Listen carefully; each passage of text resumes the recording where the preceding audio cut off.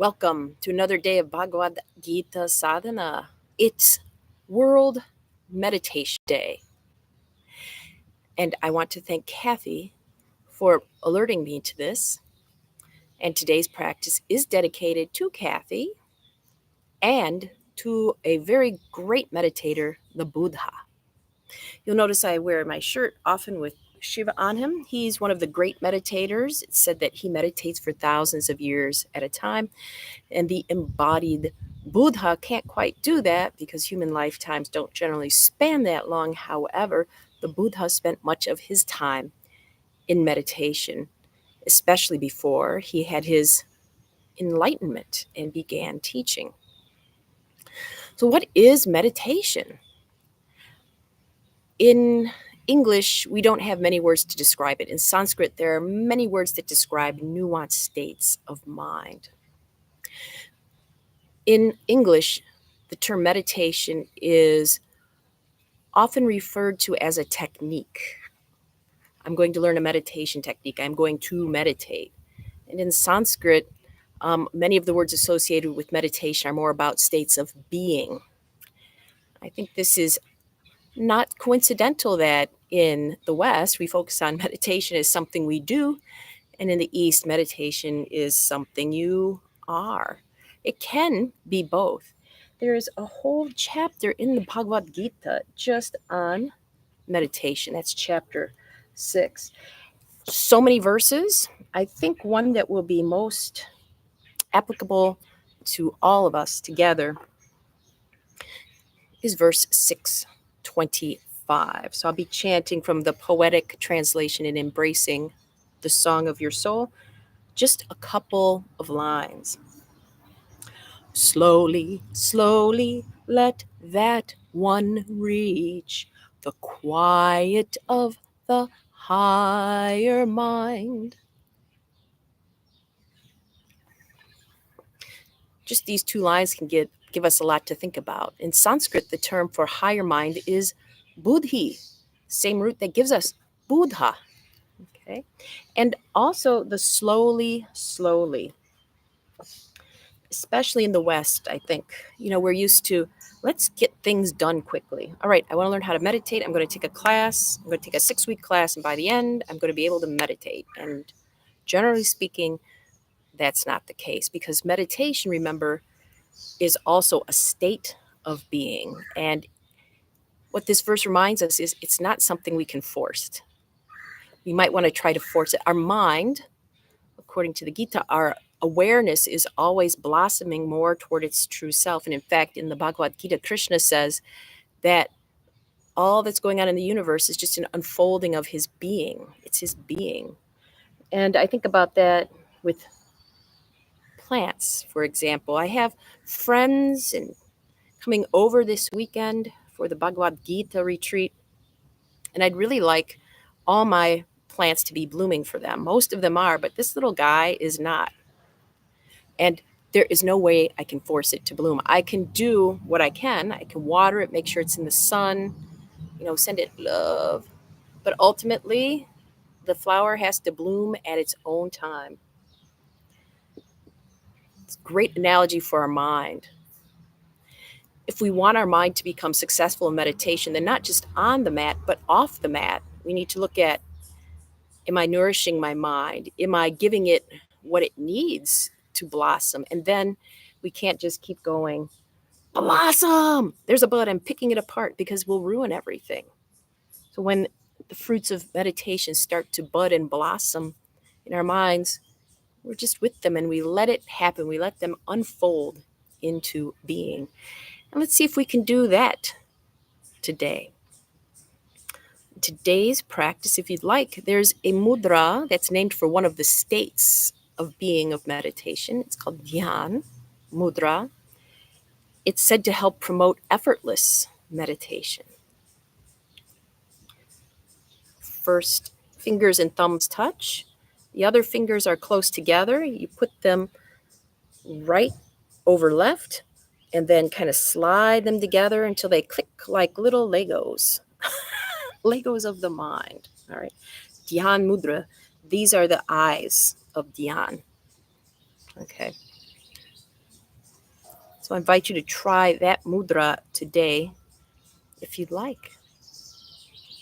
Shall we? Let's see here. By the way, everything can be a meditation. It's a state of being, remember. I invite you to experience the pose today as if it were a meditation. Note if that changes how you approach it.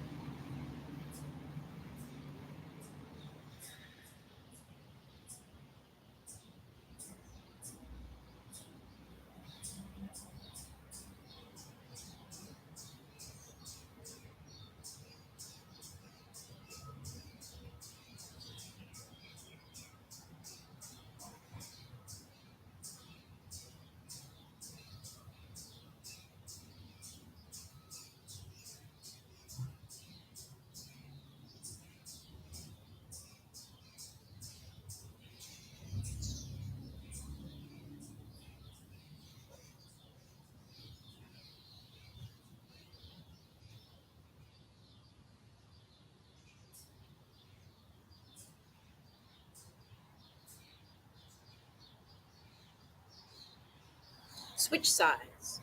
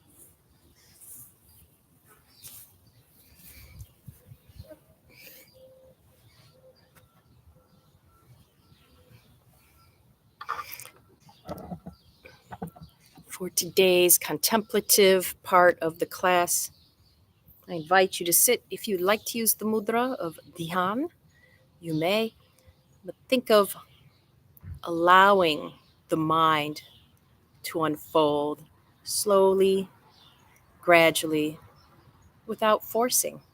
And let's see how it goes. We'll do this as usual for 5 minutes.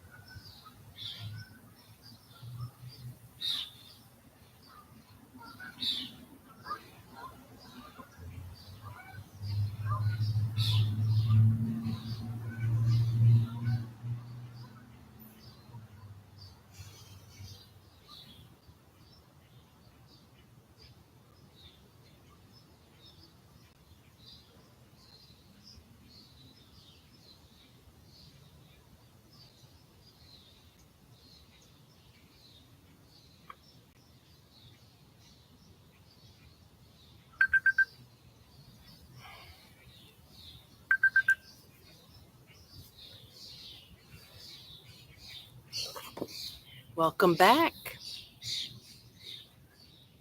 How was it?